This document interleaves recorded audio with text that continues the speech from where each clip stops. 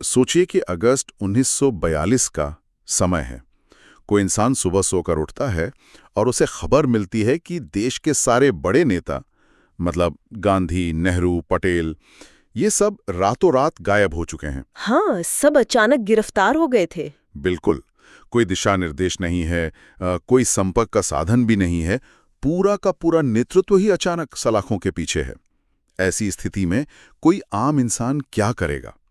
क्या वो डर कर घर में बैठ जाएगा, या फिर बिना किसी नेता के एक ऐसा विद्रोह खड़ा करेगा जो जो पूरी अंग्रेजी हुकूमत की नींव हिला दे? और यही बात इस पूरी ऐतिहासिक यात्रा को इतना दिलचस्प बनाती है। सही कहा। तो इस विशेष गहन विश्लेषण में सभी सुनने वालों का स्वागत है। आज हम इतिहास के पन्नों से कुछ ऐसे नोट्स, लेख और ट्रांसक्रिप्ट्स पर चर्चा कर रहे हैं जो 1905 के बंगाल विभाजन से लेकर 1947 की आज़ादी तक की यात्रा की एक पूरी नई तस्वीर पेश करते हैं। हमारा मिशन सिर्फ तारीखें रटना नहीं है, बल्कि उस क्यों और कैसे को समझना है जिसने हर एक घटना को जन्म दिया। तो चलिए इसे डीकोड करते हैं। बिल्कुल।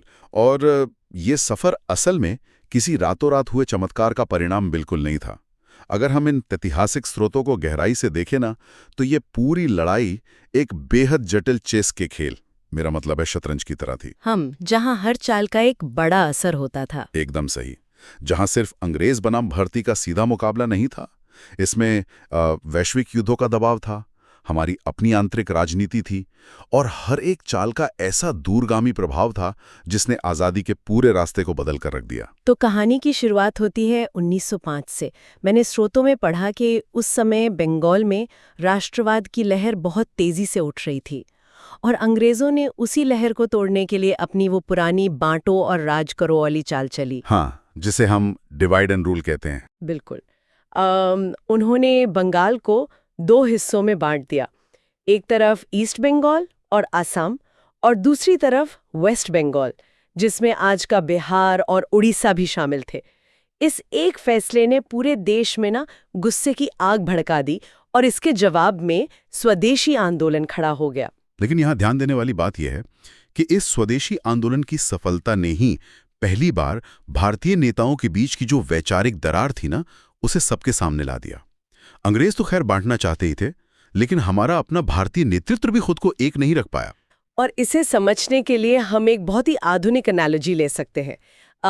मान लीजिए एक बहुत ही सफल स्टार्टअप है। अच्छा। हाँ, और अचानक उसके दो संस्थापकों के बीच इस बात पर झगड़ा हो जाए कि कंपनी का भविष्य क्या होना चाहिए। 1907 का सूरत स्प्लिट बिल्कुल ऐसा ही था। एक तरफ नरम दल था, मतलब मॉडरेट्स, जो शांति से काम करना चाहते थे। हाँ, वो चाहते थे कि स्वदेशी आंदोलन को एक लोकल बुटीक बिजनेस की तरह सिर्फ बंगाल तक ही सीमित रखा जाए। लेकिन दूसरी तरफ गरम दल था, यानी एक्सट्रीमिस्ट्स जैसे लोकमान्य तिलक। उनका विजन था कि इस आंदोलन को स्केल करके पूरे देश में फैलाया जाए और अंग्रेजों के पूरे सिस्टम को डिस्टर्ब किया जाए। और दोनों की सोच एकदम अलग थी। बिल्कुल। और नतीजा क्या हुआ? नरम दल ने कांग्रेस की मशीनरी पर कब्जा कर लिया और गरम दल को पूरी तरह से बाहर का रास्ता दिखा दिया। और ये वो समय था जब अंग्रेज इस फूट का भरपूर फायदा उठा रहे थे। अगर हम इस पूरी बात को एक बड़ी तस्वीर से जोड़ के देखें, तो अंग्रेजों ने एक बहुत ही सोची समझी रणनीति के तहत 1906 में मुस्लिम लीग की स्थापना को प्रायोजित किया। मतलब ये कोई अचानक उठी मांग नहीं थी? नहीं, बिल्कुल नहीं। अंग्रेजों को अच्छे से पता था कि अगर हिंदू और मुस्लिम एक रहे तो उन पर राज करना नामुमकिन हो जाएगा। इसी रणनीति के तहत जब मुस्लिम लीग ने पृथक निर्वाचक मंडल, मतलब सेपरेट इलेक्टोरेट की मांग की, तो अंग्रेजों ने 1909 के मॉडले मिंटो सुधारों में उसे तुरंत मान लिया। बाप रे, ये सेपरेट इलेक्टोरेट का कॉन्सेप्ट तो अपने आप में बहुत खतरनाक था। इसका मतलब तो ये था कि मुस्लिम सीटों पर सिर्फ मुस्लिम ही वोट डाल सकते हैं। हाँ, ये समाज को बांटने का एक पक्का तरीका था। सच में? ये तो समाज को राजनीतिक रूप से दो अलग अलग हिस्सों में बांटने की एक पक्की व्यवस्था थी। लेकिन फिर वैश्विक पटल पर एक ऐसा धमाका होता है जिसने भारत की राजनीति के समीकरण भी बदल दिए। प्रथम विश्व युद्ध 1914 में। और उसी दौरान एक और बड़ी घटना हुई। हाँ, लगभग उसी समय 1915 में भारतीय राजनीति में महात्मा गांधी का प्रवेश होता है।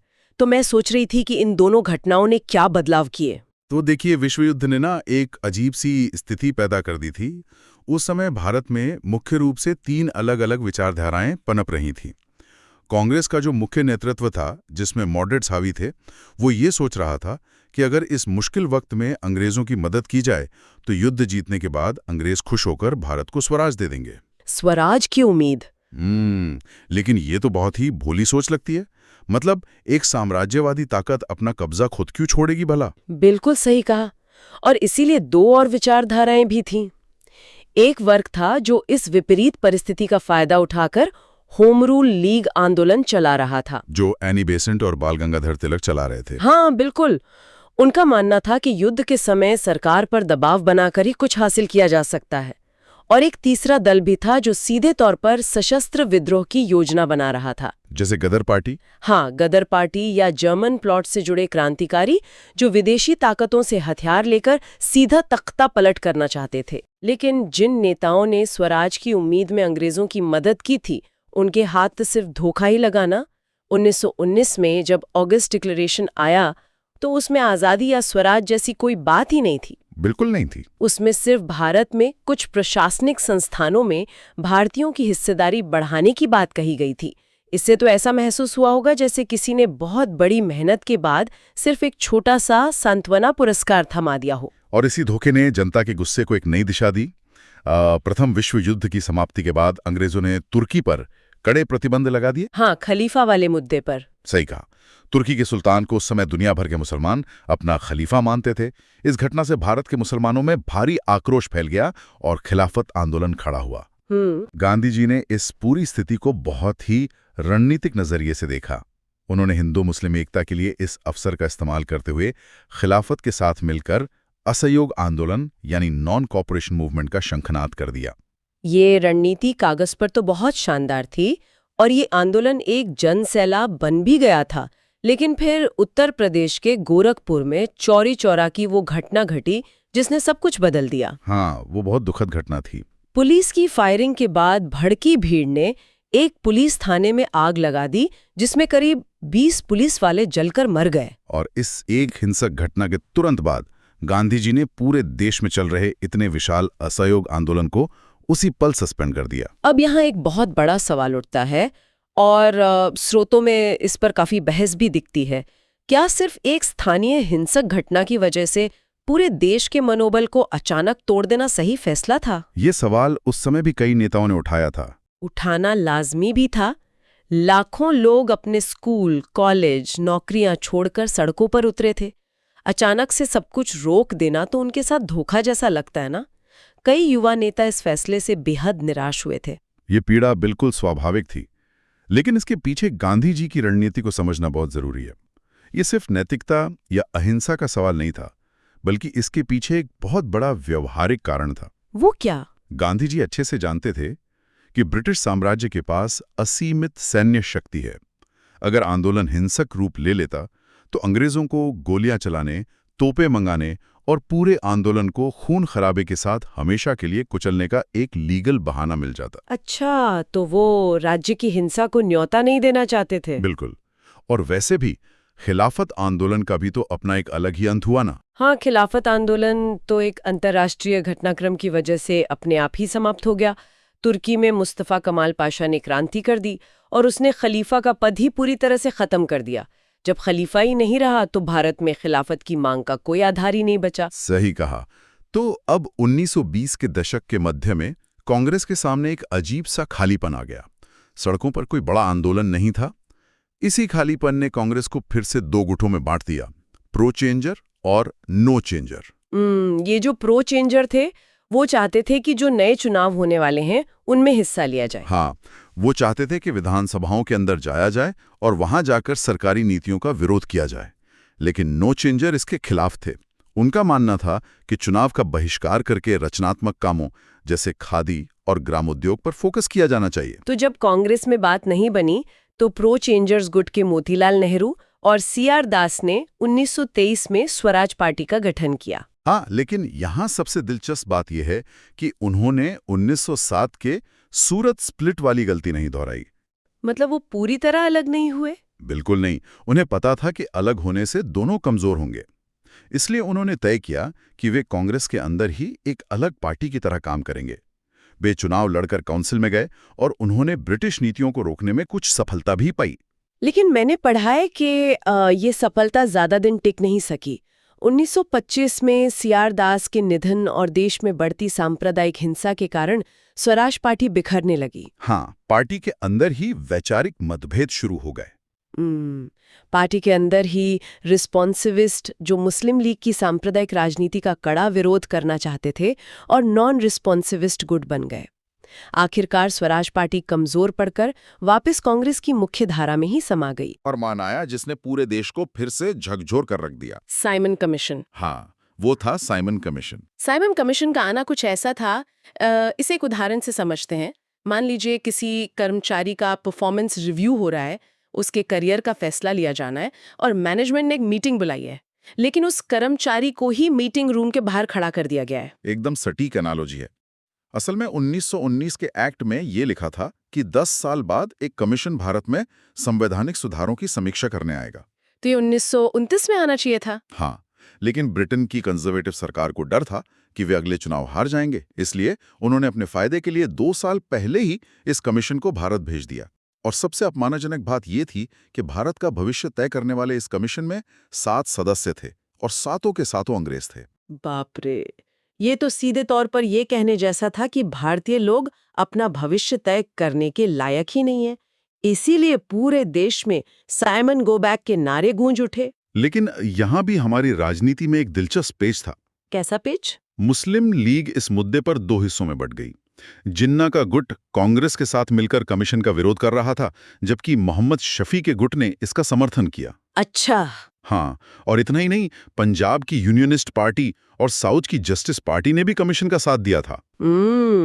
और इस चौतरफा विरोध को देखकर ब्रिटिश प्रधानमंत्री ने एक बहुत ही घमंडी चुनौती दे डाली थी। हाँ, लॉर्ड बर्कनहेड ने। बिल्कुल। उन्होंने कहा कि अगर भारतीय साइमन कमीशन का इतना ही विरोध कर रहे हैं तो वे खुद अपना एक ऐसा संविधान बनाकर दिखाएं जिस पर देश के सभी वर्ग सहमत हों।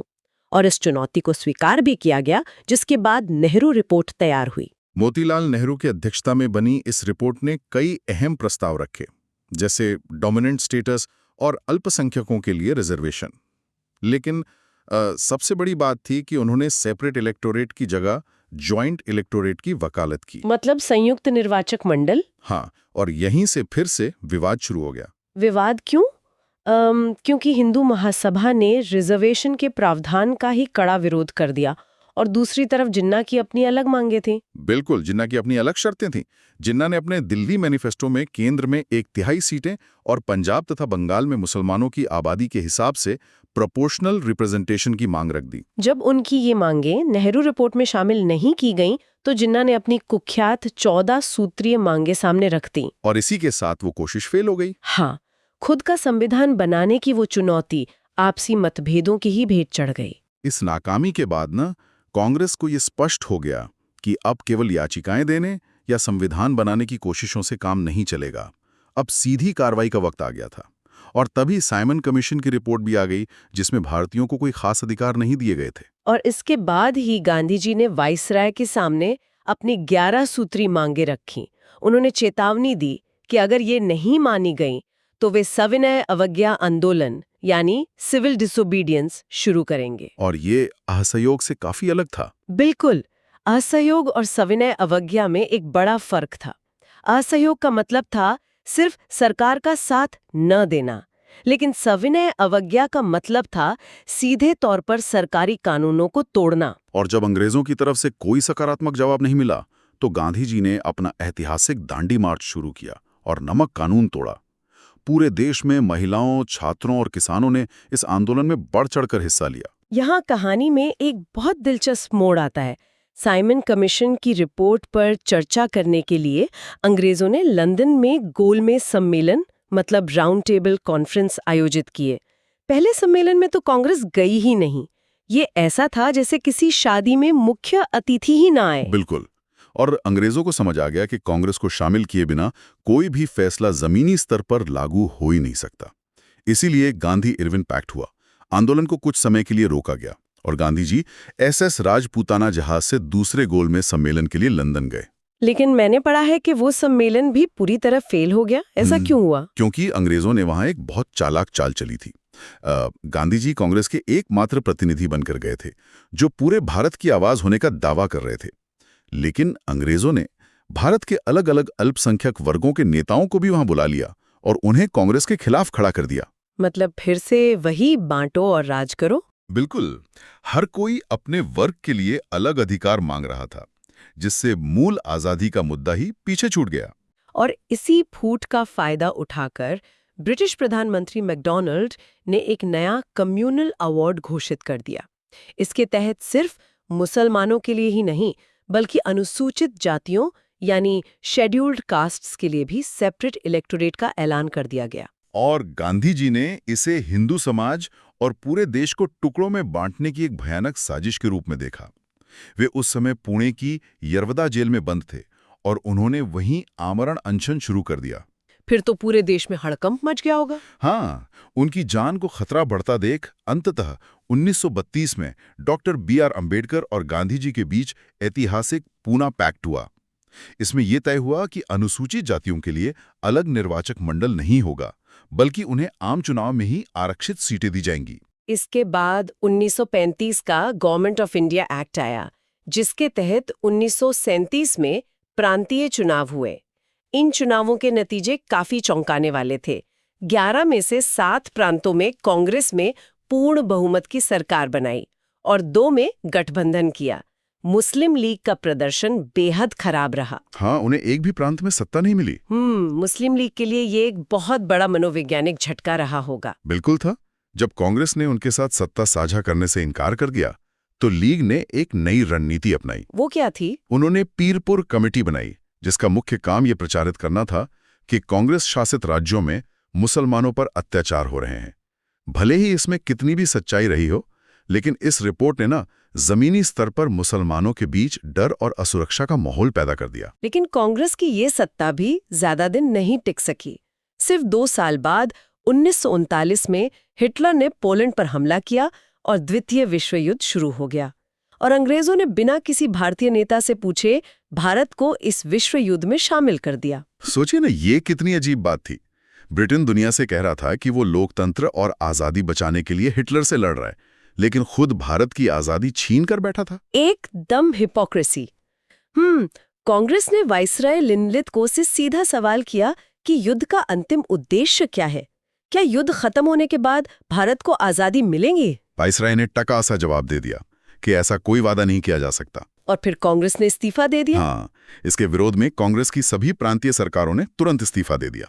और आपको पता है, जिन्ना ने इस दिन को डे ऑफ डिलीवरेंस यानी उद्धार का दिन के रूप में मनाया, क्योंकि उनकी सबसे बड़ी राजनीतिक प्रतिद्वंदी सत्ता से बाहर हो गई थी। युद्ध के दौरान 1940 में अंग्रेजों ने भारतीयों को मनाने के लिए एक अगस्त ऑफर भी दिया था, लेकिन तब तक बहुत देर हो चुकी थी। अब तो पूर्ण स्वराज चाहिए था। बिल्कुल, अब कांग्रेस को डोमिनियन स्टेटस नहीं बल्कि पूर्ण आजादी चाहिए थी।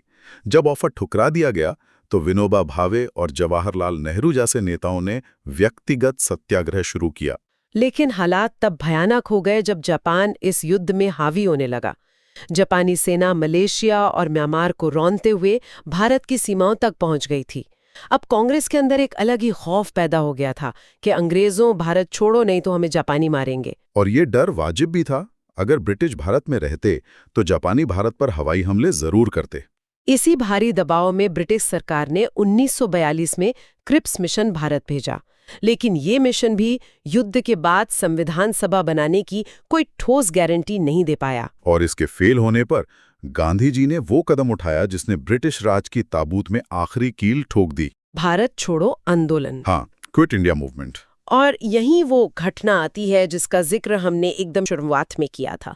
8 अगस्त 1942 की रात को ये प्रस्ताव पास हुआ और 9 अगस्त की सुबह तक अंग्रेजों ने ऑपरेशन जीरो आवर के तहत कांग्रेस के सारे बड़े नेताओं को गिरफ्तार कर लिया। लेकिन इसका परिणाम क्या हुआ? जनता खुद सड़कों पर आ गई। बिल्कुल, बिना किसी नेता के भारत की आम जनता ने खुद ही विद्रोह की कमान संभाल ली। लोग इतने गुस्से में थे कि उन्होंने रेलवे पटरियां उखाड़ दी, टेलीग्राफ लाइनें काट दी। महाराष्ट्र के सतारा और बंगाल के मिदनापुर में तो लोगों ने अंग्रेजों के अधिकारियों को भगाकर अपनी समानांतर सरकारें खड़ी कर दी। क्या बात है। हाँ, और ये पैरेलल गवर्नमेंट्स अपना खुद का टैक्स वसूलती थी और अपने न्यायालय तक चलाती थी। ये आंदोलन कितनी गहराई तक फैला था, इसका अंदाजा इस बात से लगाया जा सकता है कि उषा मेहता जैसी युवा छात्राओं ने एक अंडरग्राउंड रेडियो स्टेशन चलाया। वो पुलिस से बचने के लिए ना हर दिन अपना ट्रांसमीटर एक जगह से दूसरी जगह ले जाती थीं ताकि आज़ादी का संदेश लोगों तक पहुंचता रहे। और अंग्रेजों ने इसे बहुत बेरहमी से कुचला। हाँ, स्रोतों में दर्ज है कि अंग्रेजों ने इस विद्रोह को कुचलने के लिए इतनी बर्बरता दिखाई कि उन्होंने पटना और बिहार के कई इलाकों में प्रदर्शन कर रही निहत्थी भीड़ पर हवाई जहाज़ों से मशीन गन से गोलियां तक चलवा दी। लेकिन 1945 आते आते जब द्वितीय विश्व युद्ध खत्म हुआ ना, तो दुनिया की तस्वीर पूरी तरह बदल चुकी थी। ब्रिटेन अब एक सुपर पावर नहीं रहा था। उसकी अर्थव्यवस्था युद्ध ने पूरी तरह बर्बाद कर दी थी। अमेरिका और सोवियत संघ नई ताकतों के रूप में उभर चुके थे। और ब्रिटिश सेना लड़ते लड़ते इतनी थक चुकी थी कि उनके लिए अब इतनी विशाल भारतीय आबादी पर जबरदस्ती राज करना सैन्य रूप से असंभव हो गया था। बिल्कुल सही कहा। और इसी वैश्विक और आंतरिक दबाव के कारण अंग्रेजों ने कैबिनेट मिशन भारत भेजा। संविधान सभा का गठन हुआ और अंततः माउंटबैटन प्लान के तहत भारत को आज़ादी मिली। हालांकि विभाजन के एक बहुत ही दर्दनाक घाव के साथ। तो आखिर इस सब का मतलब क्या है? जब हम इन सारे ऐतिहासिक स्रोतों को एक साथ देखते हैं तो ये साफ हो जाता है कि 1947 की आज़ादी केवल किसी एक घटना या एक व्यक्ति का परिणाम नहीं थी। बिल्कुल नहीं। ये वैचारिक मतभेदों, संवैधानिक प्रयोगों, नेताओं के बीच के टकराव और सबसे बढ़कर वैश्विक युद्धों से पैदा हुई मजबूरियों का एक बेहद जटिल मिश्रण था। अगर हम इसे और बारीकी से समझें तो ये एक ऐसी श्रृंखला थी जहां हर घटना पिछली घटना का सीधा परिणाम थी। सही कहा। जाने से पहले अगर इस बात पर विचार किया जाए कि क्या होता अगर द्वितीय विश्व युद्ध हुआ ही नहीं होता। ये एक बहुत ही विचारणीय प्रश्न है। अगर युद्ध नहीं होता तो ब्रिटेन आर्थिक रूप से तबाह नहीं होता और उसकी सैन्य शक्ति बरकरार रहती। और शायद अमेरिका भी उस तरह से एक वैश्विक दबाव बनाने वाली ताकत बनकर नहीं उभरता। तो कोई भी सोच सकता है कि क्या सिर्फ हमारे आंतरिक आंदोलनों के बल पर वो ब्रिटिश साम्राज्य 1947 में भारत छोड़कर जाता, या फिर ये संघर्ष 1950 या 60 के दशकों तक खिंच जाता। हाँ, सुनने वालों के लिए ये एक ऐसा सवाल है जिस पर विचार जरूर किया जाना चाहिए। ये वाकई इतिहास के सबसे बड़े व्हाट इफ सवालों में से एक है। आज के इस गहन विश्लेषण में इतिहास के इन जटिल पन्नों को हमारे साथ पलटने और इस सफर को एक नए नजरिए से देखने के लिए सभी श्रोतों और सुनने वालों का बहुत बहुत धन्यवाद। मिलते हैं अगली बार कुछ नए स्रोतों और एक नए दिलचस्प विषय के साथ।